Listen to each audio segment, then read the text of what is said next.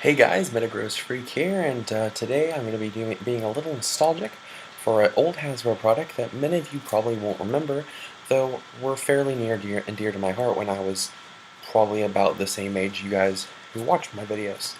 Back in 2006, Hasbro had products called Attacktix. They were a battle figure game similar to today's Skylanders or the Disney universe, or Bakugan, for those who remember them. In fact, these were the first battle figure games that I knew about, and it wasn't until a couple years later that Bakugan came out. Attacktix started off as just being Star Wars, with, as you can see, characters like Han Solo, Stormtroopers, Luke Skywalker, um, which probably they were best known for the Darth Vader. At least that to me is, of the figures I have, is the most iconic. Of the Star Wars figures, some of them had ring launchers, and some of them had melee moves like this, where you'd hold down the base and twist the figure, and by letting go it would strike. They also had figures similar to this Scorponok figure, where it had a twist and you could like flip figures or swing an object to knock them down. It wasn't until later that year that they released the Transformers, calling it Intergalactic Showdown, where they introduced, of course, the Transformers figures.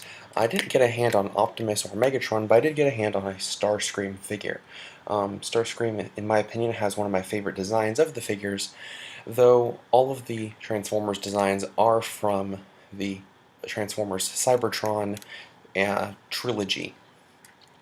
They actually did create a couple figures for the 2007 Michael Bay movie, though they were very difficult to find. I've looked on eBay, Amazon, and a couple other sites, and the few figures of the 2007 line that I can find usually range from about $10 to $20 each for one of these guys, when normally these are about $3 to $5.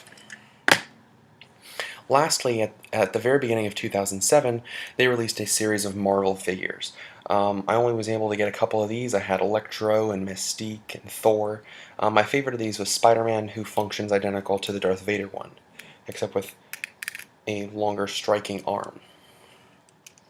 The game functioned similar to a combat strategy game where people would line up figures on opposite sides of the table and their numbers would match up. So, like, Darth Vader's 30 points, Spider-Man is 10, and Starscream here is 30. So if I had these three figures out, my opponent's figures would have to equal 70 as well.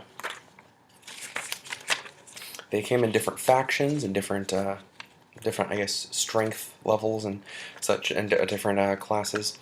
For example, Darth Vader here, as you can see, is Empire and has a W, which stands for Warrior. He was a warrior class. Meanwhile, Spider-Man is also a warrior, though is in the Avengers group.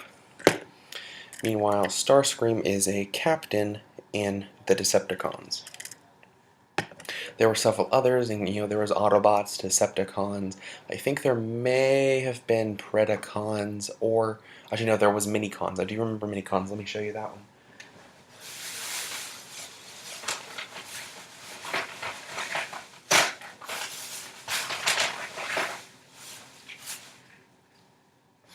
Oh yeah, when they had things like Ewoks.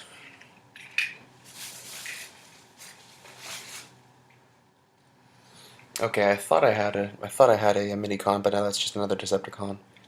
Oh, they do have Minicons though. Anyway, they also had like anti-Avengers and various Marvel factions. But anyway, the characters work on a little ticker. They have a little wheel that goes, and when you move them, depending on the number they have, like here, the Starscream has a 6, so you would, on your turn, if you want to move Starscream, you can move him up to 6 ticks, like so. And then after moving him, either before, and if you choose not to move him, you would then attack, or after moving him, you'd attack.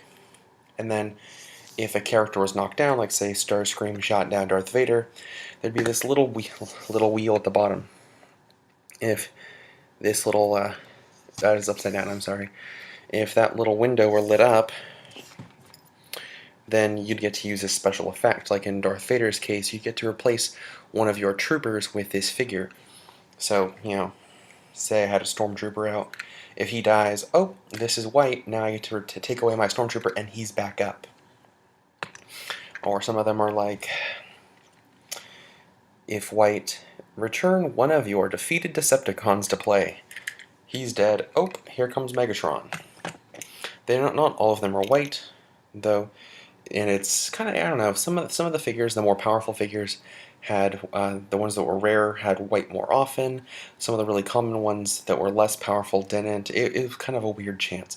Like this one, as you can see, your opponent, it's hard to read that one backwards, your opponent may not attack any of your Avengers on their next turn. That's a ridiculously powerful ability considering it, but there weren't very many Avengers in that series, so I don't know. These were a couple I wanted to keep. They're very kind of dear to my heart because they were part of my childhood when I was in like late elementary, middle school. So, are there any toys that that Hasbro no longer makes that you wish they still did? Personally, I wish they made more of these. These were cool. And they're pretty cheap too. I mean, I couldn't afford the $40 Starscream, but by getting this in a pack, I had Starscream, and I had like my big size Decepticons. I'd have like my Decepticons right here, and then Starscream standing right next to them because hey, I had a Starscream, and that was cool. So yeah, are there any other toys you wish Hasbro would bring back, or is there a toy or a figure that was really nostalgic and defined your childhood for you? Let me know in the comments below, and thanks for watching. Until next time, I'm Metagross Freak, and have a good one.